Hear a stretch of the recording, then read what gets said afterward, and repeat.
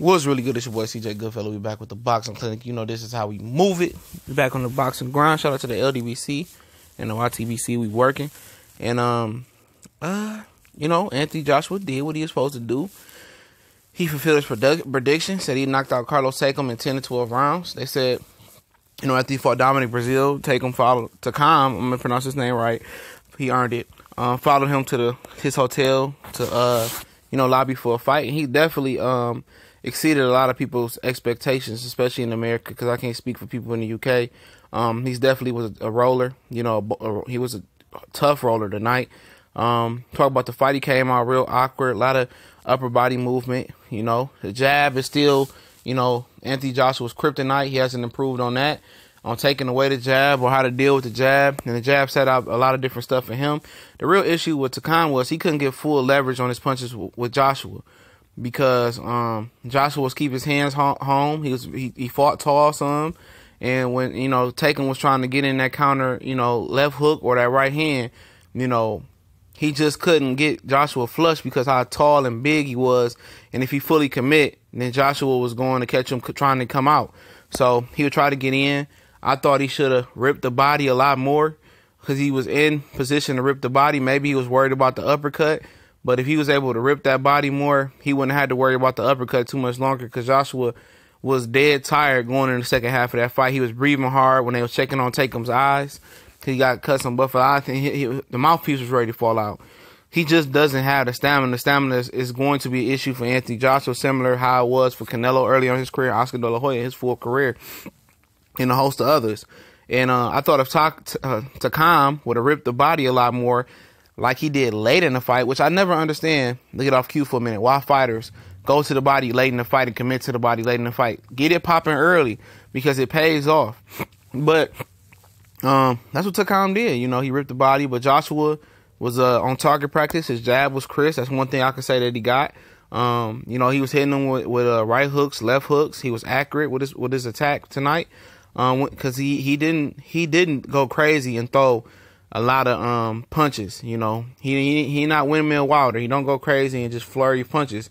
He likes to make sure he's going to land. He's in a position of power when he lands, and when he throws combination, he want to make sure he lands them. Joshua don't throw too many throwaway punches. He don't feint a lot, and he when he throws, he wants to land, and that's how he's winning rounds. He's not a guy that can fight a full round. That's not him. But he picks his places in his rounds. He was tagging Carlos Takam up. His power was a big difference. His accuracy was a big difference. Hand speed was about even a little bit until Takam really got wore down. But also Joshua got wore down in the fight as well. And I don't even think it was from what Takam hitting him on punching him.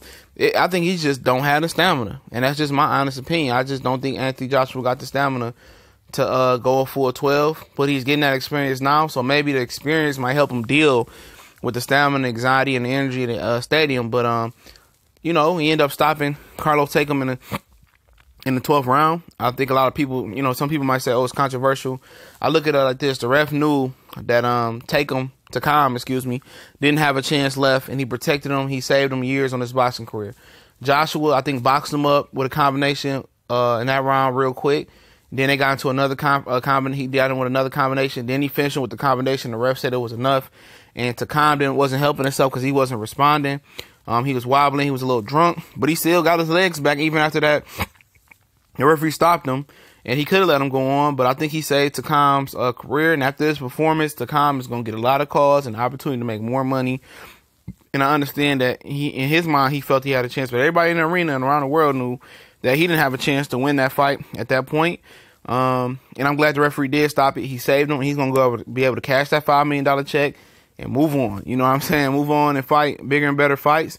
And, I definitely appreciate him for keeping himself as a true professional, staying in shape, staying ready, less than 2 weeks out. And he performed very, very well. Now, Anthony Joshua was not impressed with his performance tonight. I understand that his opponent stepped in on a short notice, but I don't see the progression. The jab is good.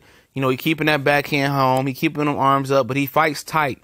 He's going to be one of those fighters that fight tight, that fight, that get tired in fights. Them going to be the two things about him. He showed the ability to move back a little bit and box and move, a little bit. I don't know how effective he can do if he has to do it on a full-time basis, but he looked pretty smooth. But he's too tight. He's too hunched over. You know, and you know he don't feint a lot. You know, he don't know how to throw throwaway punches. He don't know how to walk guys into things. You know, it's a long way for him to go. I understand he's the second youngest heavyweight. What he had 27, 28 years old. But, you know, he's very bland.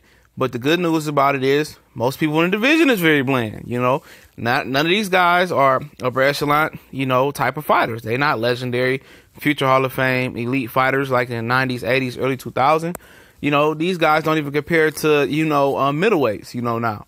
As far as they skill level, you know, they not very skilled. They're not very good. A lot of them is inexperienced or smaller heavyweights that's seasoned, but just not that good. And, you know, Joshua, he got to improve. He got a good coach, Robert Kraken. Bob Kraken, whatever his name is, training Carl Frost, but I don't see the improvement. He's not improving the stamina. He don't improve with feints. He, you know, his combination punches is good, but he only throws when he's in a position of power. He doesn't know how to really get off, you know, to a good start in a combination. He did a little bit of countering, but he's a mysterious guy, you know. He's okay. He's an okay fighter. I used to thought he was a lot better than than Deontay Wilder, but he's not. He might be a step up or on the same level as Wilder.